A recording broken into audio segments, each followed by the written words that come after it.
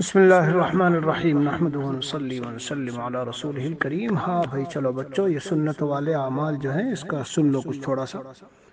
عمل میں لانا ظاہر ہے، اس کو سنو غور سے، اور روزانہ ایک اسی لیے بتا رہا ہوں، زیادہ لمبا نہیں ہے مضمون۔ نبی کریم صلی اللہ علیہ وسلم کا فرمان ہے،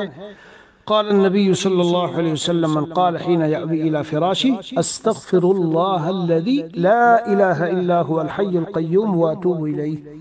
استغفر الله الذي لا إله إلا هو الحي القيوم وأتوب إليه 3 مرات، 3 مرتبہ جب بستر پر جاؤ تو یہ دعا پڑھ لیا کرو، یہ استغفار کا کلمہ،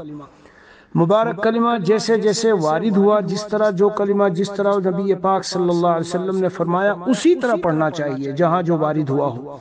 یہاں ہے استغفر اللہ الذی لا الہ الا هو الحی القیوم واتوب الیہ، ارشاد فرمایا کہ غفر اللہ لہ ذنوبہ، اللہ تعالیٰ اس کے سارے گناہوں کو معاف کر دیں گے اگرچہ وہ سمندر کے جھاگ کے برابر ہوں۔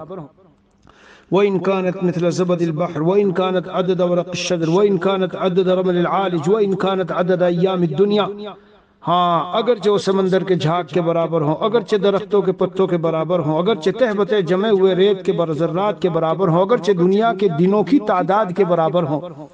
کتنی عظیم فضیلت ہے، لیکن یہ سب صغیرہ گناہ معاف ہوتے ہیں میرے پیارو، کبیرہ نہیں۔ اور جو صغیرہ گناہ ہم پختہ ارادہ رکھیں کہ کل کو پھر کرنا